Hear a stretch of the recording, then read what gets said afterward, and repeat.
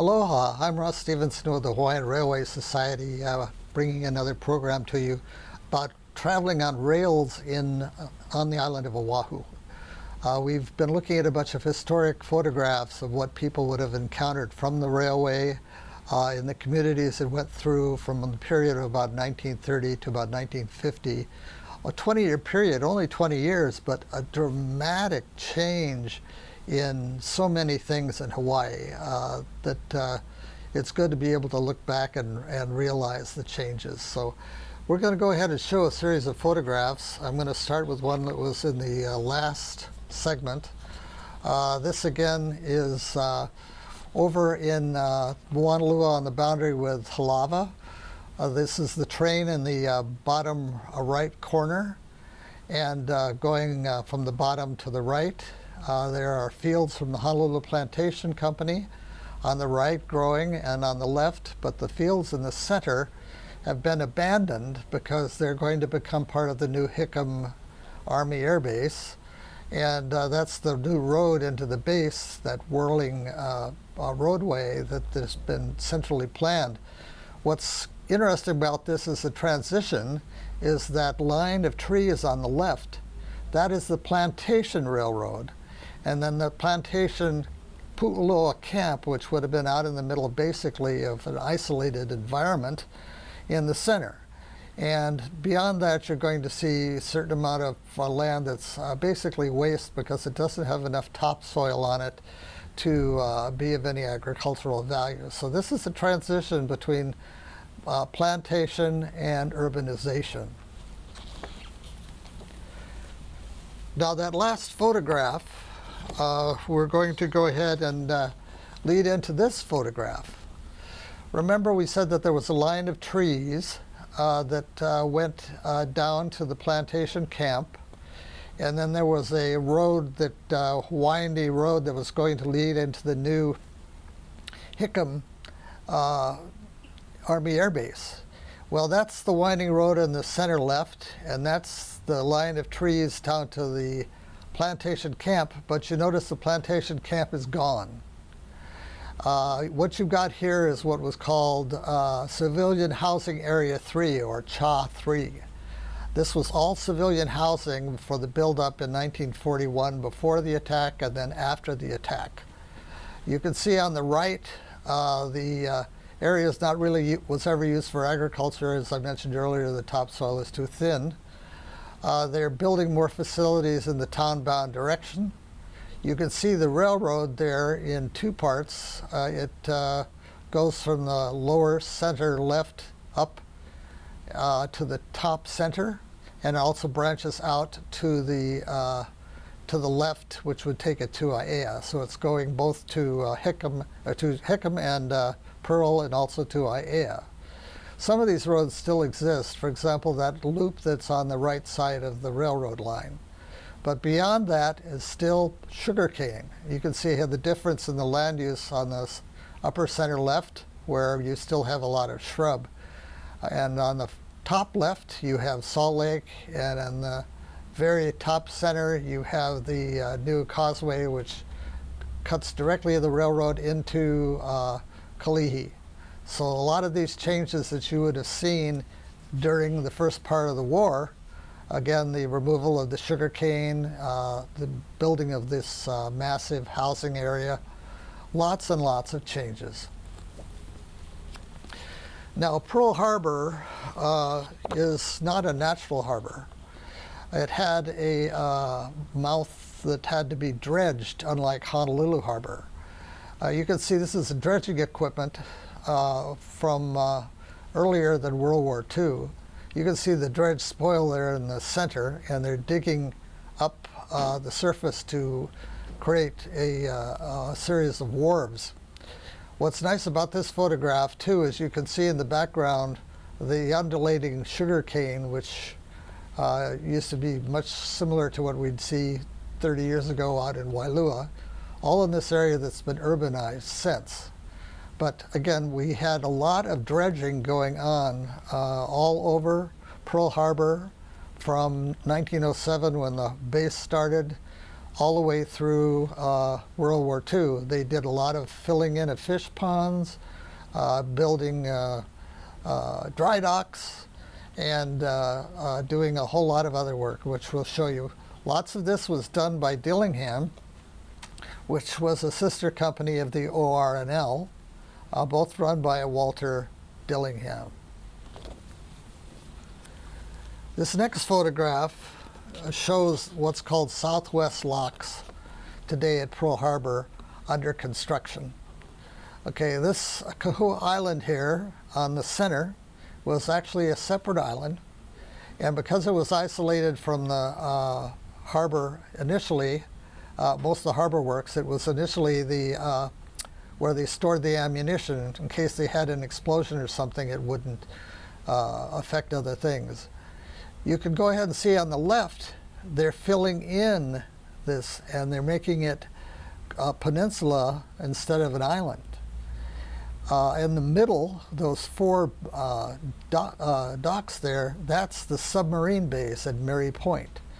One of the commanders of the submarine fleet at that time, before World War II, was a man named Chester Nimitz, who eventually became admiral of the whole Pacific Fleet. You can see above that, those circles are fuel storage tanks. And the railroad itself is that looping thing just immediately Mauka of the two appendages of the locks. That was built before the harbor was really done, about 1889, when the first segment of the railroad was developed. So eventually parts of the railroad line were moved, but they could go ahead here and dig up earth, put it on cars, and dump it right where they wanted it. So the railroad was involved with filling operations.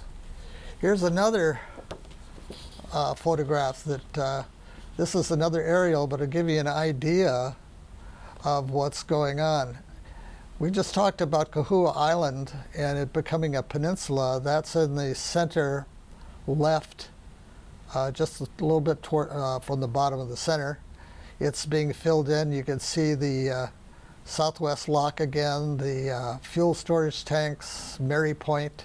You can see the sugarcane plantations of Honolulu, fields of Honolulu plantation here in front. You'll have other plantations in the Ewa direction, both Ewa Plantation and Oahu, but in the front is Honolulu Plantation.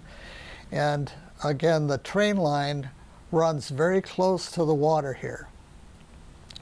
One of the things that's interesting that people came out to see is in the bottom left. That's Makalapa Crater. And the military has been dredging the harbor, and they need to find some place to fill those dredgings. So they pumped them into Makalapa Crater. There's more than 30 feet of pumped material in Makalapa Crater. You can see on the right they got the spout, and some of it was leveling out on the bottom left. But this is where they put the bulk of the spoil, other than some of the other fish ponds. And so nowadays, that's where Radford High School baseball and football field are. And the road that reaches from the left to right on the bottom, parts of that are Salt Lake Boulevard today. So when you go along there, you would be seeing, again, all this dredging going on. You'd be able to see the fleet over there before World War II started, see all the ships. And you'd be able to see Ford Island, which was the Army and Navy joint base at one time. And again, you'd be seeing all the Honolulu Plantation sugar facilities on the bottom. Now the next picture, since we're talking about Pearl Harbor and Hickam, this is in World War II, and this is the train again. What it is that people will take the train to the city, or take the train from here to Wahiawa Schofield Barracks, and then they would take these buses to the CHA, the Civilian Housing Area 3, or other parts of the base. And the base was sprawling. You could see the roof above there. That's all different colors in order to somewhat camouflage it. But if you were coming from the city and you took the spur into the base, this is what you would see. The next photograph is leaving the base. This is heading out further into the country. Now, the railroads used for their base material to support the tracks, the ties, they used crushed coral too. And I mentioned that you had a dual track system all the way out to Pearl City. Well, you're looking in the Mauka direction. You see two steam locomotives. You can see on the right there the car for the combustibles. And in the back, you see one of the stations. This is very, very rural by today's standards, of course. Next photograph. Okay, this is one of the stations. Again, there's the dual track. This is Aiea. The Pearl Harbor would be to the right. You could buy a ticket there. You could sit out on the lanai and wait you know, enjoy the breeze. Or if you were the station master or living upstairs often, or you would go ahead and have your office upstairs. And so what would happen if you were going in the old days to Aiea Plantation, you would get off over here and you would walk across in the Mauka direction, and what would be close by would be two facilities on your ways up.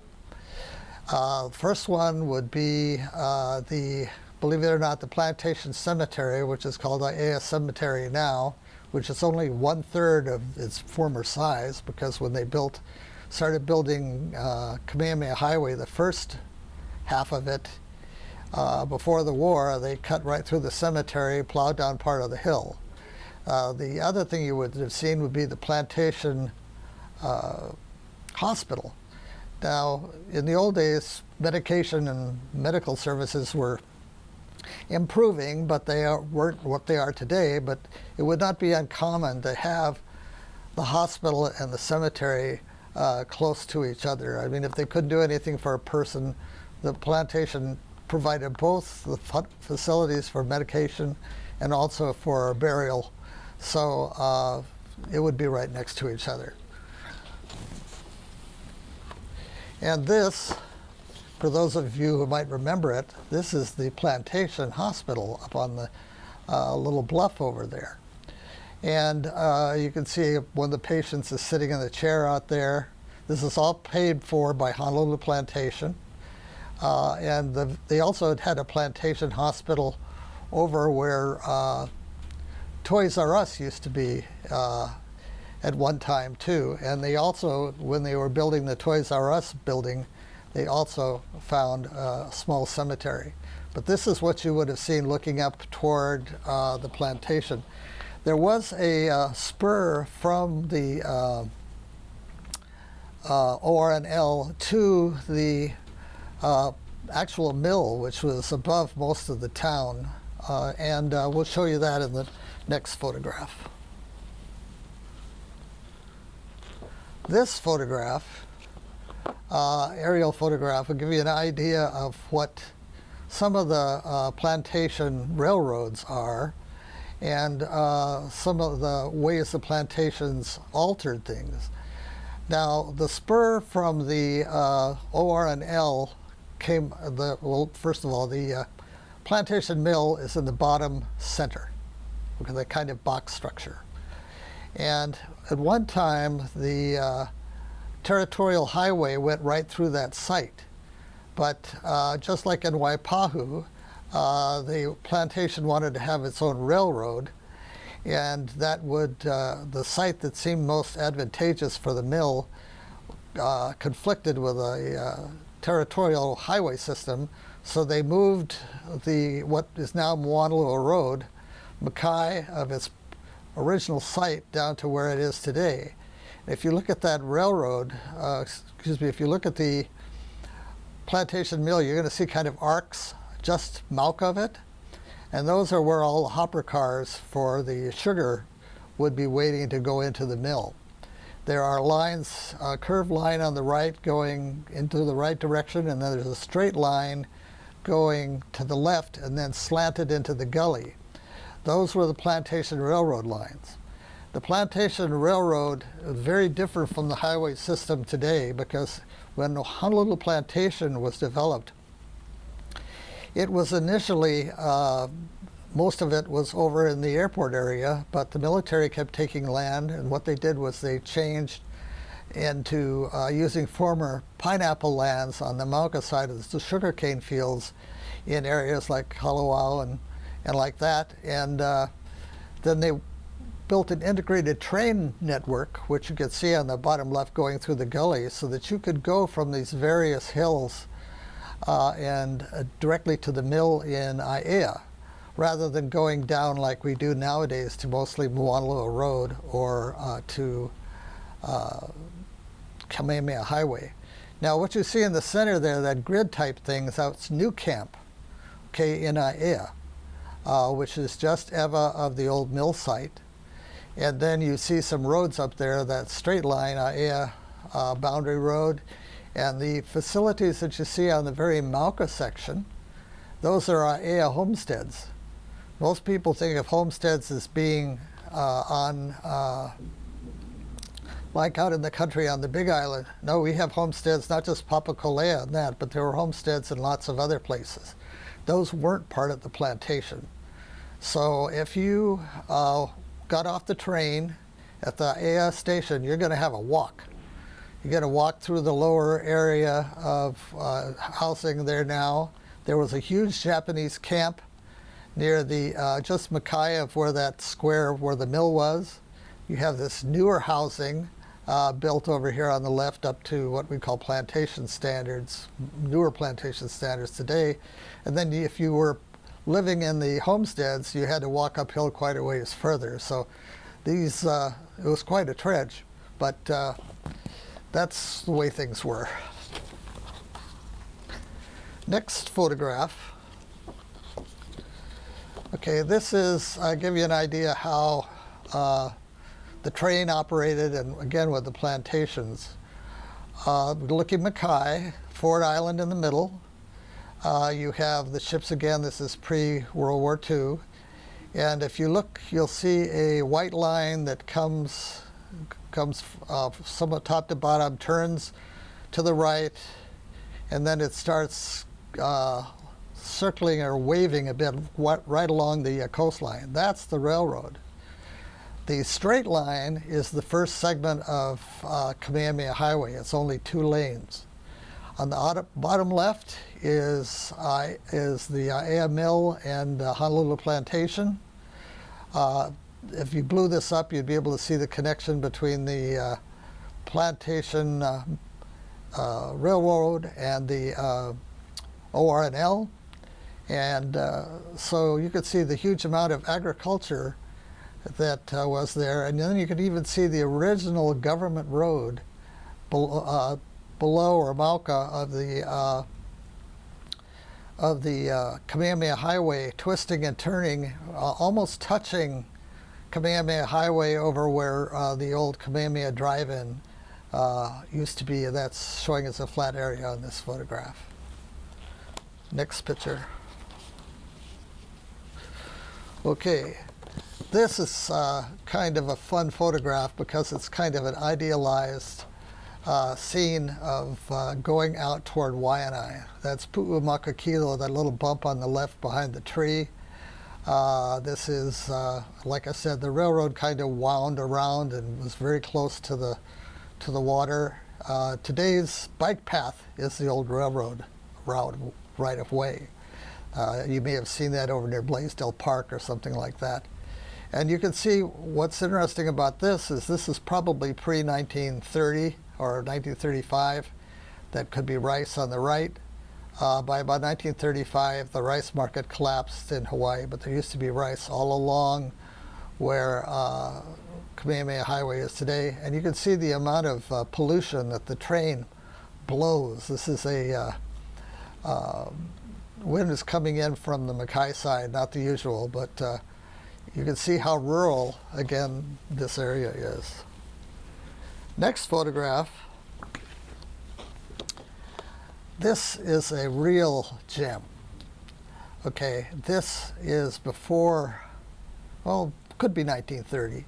But if you look at this photograph closely, you can see the mountains in the back. You can see the different tablelands of the ko'olaus that the railroads, the plantation railroads, worked their way through. They had huge flumes, which were big metal tubes that went from one hillside to the other hillside, and you push water through one, it'll come out the other without having to build a bridge. They also had lots of high wood trestles and reservoirs and all like that. You can see that gap there and just to the right of the center, the kind of topography they had to work.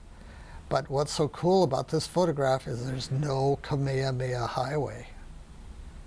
The only road in this area besides the train as a form of transportation will be Moanalua Road, much farther Mauka than this.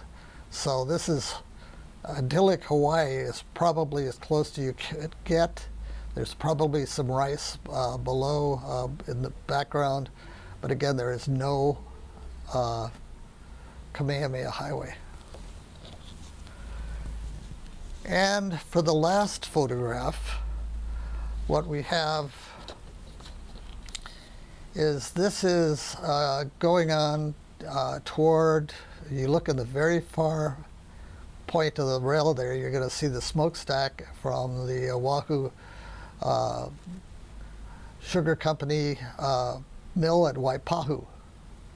And you can see what they've done is they built this railroad bed, again, of fill, and it's really close to the water because when you build these kinds of roads, you've got to make sure that you're not creating a dam effect on the flow of water from the Mauka side. So they're going to put certain inlets in there, but they're also going to try and find solid land and as straight a path as possible. That's some of the fish ponds at Pearl Harbor on the left. I think this is probably getting close to where the Waiau power plant is on the right. That's not the power plant that you see out there. That's a old-fashioned type of telephone pole arrangement. And that's the Waianae Mountains in the back. So you can see that going on the railroad was an adventure. It was something people could do when they could afford it. It took a lot of money to build this thing, took a lot of time. Took a lot of time just to get anywhere, but compared to walking or horseback, this was really speed. So again, I hope you enjoyed our conversation here today. The going on what people could see on an excursion from various times in our lifetime and a little bit earlier. And if you have any questions, please contact the Hawaiian Railway Society. We'll go ahead and do this at other times, and again, we appreciate your spending the time with us today. Aloha. Mahalo nui loa.